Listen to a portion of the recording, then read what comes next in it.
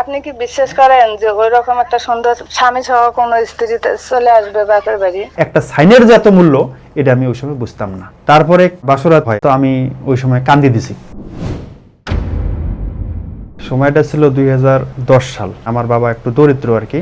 আমার বাবার এবং আমার খুব ইচ্ছে ছিল যে আমি যেন একটা সরকারি চাকরি করতে পারি। তো সেই ক্ষেত্রে আমার বাবা এক ভদ্রলোকের সাথে কথা বলে, ওই লোক বলে যে আমার পরিচিত এক আত্মীয় আছে, ওনার মেয়ে আছে, তো ওনার মেয়েকে যদি আপনার ছেলে বিয়ে করে সেক্ষেত্রে ওনার একটা সরকারি চাকরি ব্যবস্থা করে দিতে পারবে, বিয়ের বিনিময়ে চাকরি দেবে আর কি। একটা চাকরি প্রয়োজন ছিল, ওরা যেভাবে বলছে আমি সেইভাবে রাজি হয়ে গেছি। পরে আমি মেয়েকে দেখতে গেলাম, সন্ধ্যের দিকে মেয়ে দেখার জন্য বের হলাম আমার এক আত্মীয়কে নিয়ে।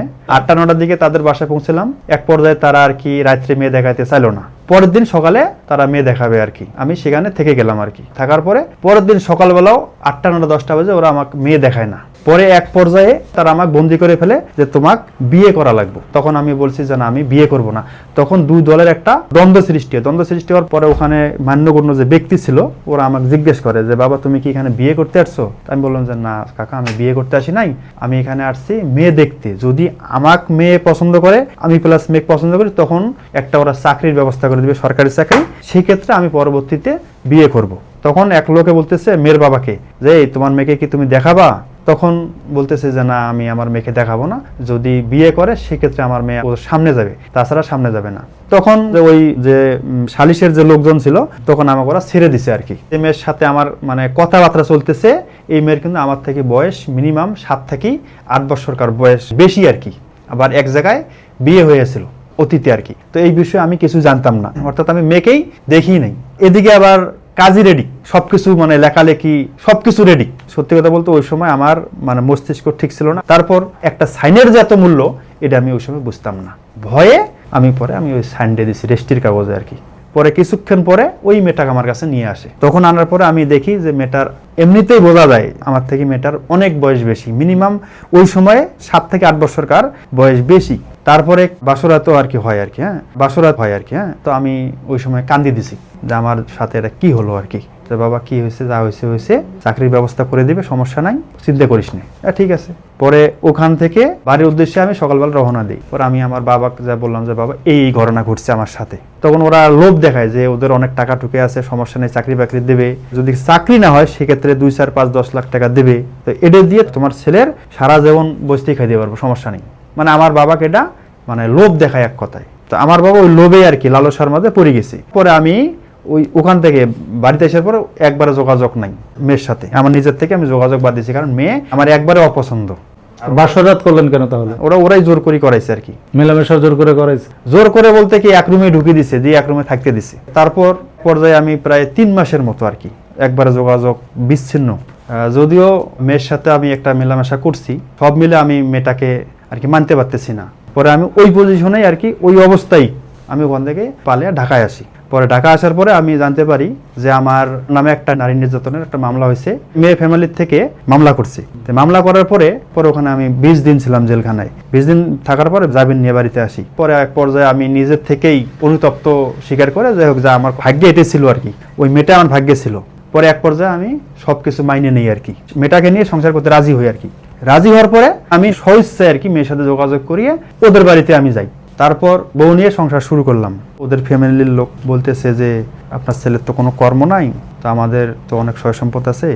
আপনার শ্বশুর বাড়ির লোক বলছে? হ্যাঁ। তো ও আমার বাড়িতে সে থাকা ঘর জামাই হিসেবে। পরে আমি ওদের বাড়িতে যাই। ওদের বাড়িতে আমি আবার 1.5 বছর ছিলাম ঘর জামাই হিসেবে। তো ঘর জামাই হিসেবে 1.5 বছর থাকার পরে আমার একটা মেয়ে হয়। মেয়েটার 2 বছর যখন বয়স হয়, 2014 সালে দুইজনে ঢাকায় আসি আর কি। ঢাকায় আসার পরে মানে আমার ভেতরে একটা ওই সময় একটা এমন একটা ভালোবাসা জন্মিছে ওর প্রতি, এটা আসলে বলার মতো না। ওকে না দেখলে আমি 1 সেকেন্ড থাকতে পারতাম না। তারপর থাকি আর কি, ওই বাচ্চা হওয়ার পর থাকি। তারপর সংসারটা আমাদের ভালোই চলতেছিল। এক পর্যায়ে 2019 সালে আমার ওয়াইফ প্রেগনেন্ট হয়। প্রেগনেন্ট হওয়ার পর সে এগো বাড়িতে চলে যায়। পরে আমি আমার বাড়িতে থাকি। এই বাচ্চা হয়, এটাই হচ্ছে আমার কাল। মানে সম্ভবত চাহিদাই ছিল 2টা বাচ্চা, অর্থাৎ একটা ছেলে একটা মেয়ে। তারপর থেকে আজ পর্যন্ত সে আমার বাড়িতে যায়নি।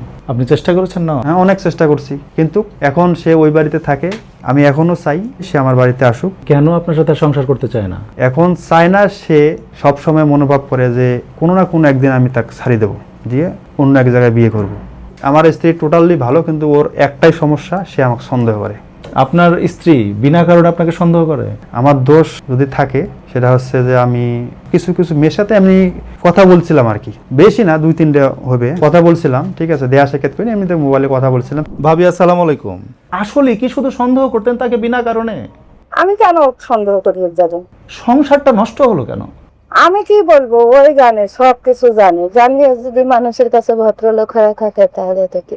সে বলতেছে শুধুমাত্র আপনি নাকি তাকে সন্দেহ করেন, এই সন্দেহ করে নাকি সংসারটা নষ্ট হয়ে গেল।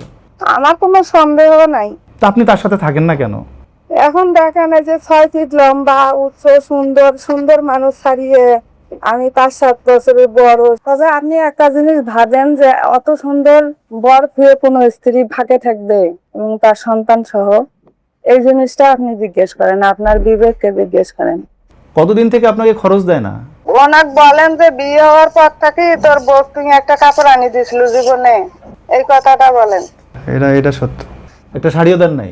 কিন্তু হ্যাঁ, আমার বাড়ি থাকে না, তাই দেবো কেমনে? আপনার স্ত্রীকে আপনার বাড়িতে ডাকেন না একসাথে সংসার করার জন্য? ডাকি, আসে না? সে এখন আর কি যাইতে চায়, সে সবকিছু রেখে যাবে আর কি, যা করছে এই জায়গায়। আপনি কি বলছেন, জায়গা সম্পত্তি বেচে টাকা নিয়ে আসো? তার যা যা আছে, জায়গা সম্পত্তি যা হ্যাঁ, আছে, যা কিছু আছে সব বেচে আমি, আমার টাকা দেওয়ার দরকার নাই, হ্যাঁ নিজের দায়িত্বে আমার এলাকায় জমি কিনবো এবং হ্যার নামেই নিব।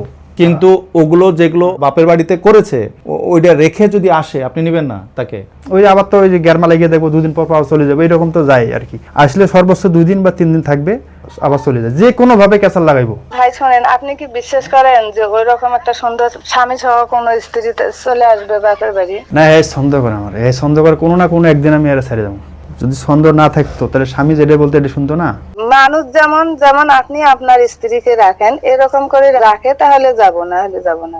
কোন স্ত্রী যে ছেলেটা 5 বছরে উনি একদিনও ফোনও দেয় নাই, বা আজ পর্যন্ত একটা দিন বলে নাই যে ছেলে মেয়ে দুটো ভালো করে মানুষ করিস, সেই জায়গায় কি হলো, আমি যে জমিটা করছি এটা বিক্রি করে নিয়ে যাওয়া সম্ভব?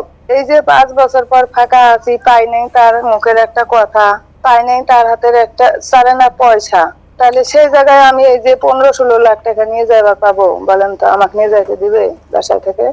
আপনি কি তাকে 1 পয়সার বিশ্বাস করেন না, তাই তো? আমাকে বিশ্বাস করার মতো কোনো রাস্তায় নেই। আপনার জীবনে এই অধঃপতন হওয়ার কারণ কি জানেন? লোক। আপনার সাথে যাবতীয় যা কিছু হয়েছে এই সরকারি চাকরির ধান্দায়, সরকারি চাকরির আশায়। একটা মানুষকে সরকারি চাকরি করতেই হবে, এটাই তো তার সর্বোপরি একটাই উদ্দেশ্য হওয়া উচিত না? সে তো যে কোনোভাবে টাকা আর্ন করতে পারে সৎ উপায়ে। আপনি একটা সরকারি চাকরির জন্য যা কিছু করেছেন, যার বিনিময়ে আপনার জীবনের যে দশা হয়েছে সেটা আপনার নিজের কারণে না। যে পর্যন্ত আপনারা শুনেই সিদ্ধান্ত নেবেন, বুঝে নেবেন যে আসলে এখানে দোষ কার, গুণ কার। আমরা আসলে কাউকে দোষী সাজাবার জন্য বা নির্দোষ প্রমাণ করার জন্য আমরা প্রোগ্রামটা প্রচার করি না। আমরা অনেক সময় চেষ্টা করি ভাঙতে বসা কোনো সংসার যদি আমাদের মাধ্যমে জোড়া লাগে, সেই চেষ্টাটা আমরা অনেক সময় করি। এখানেও চেষ্টা করার একটা সুযোগ নিয়েছিলাম, কিন্তু আসলে আপনারা পরিস্থিতি বুঝছেন, এখানে এমন কিছু হবার নয়, দুইজনই দুইজনের মতন। তবে আমরা একটাই বলতে পারি, আল্লাহ আপনাদেরকে হেদায়েত করুক, আর সব থেকে বড় ভুক্তভোগী সন্তান দুইটার আল্লাহ দেখভাল করুক। আজ এ পর্যন্ত, ধন্যবাদ সবাইকে, আসসালামু আলাইকুম।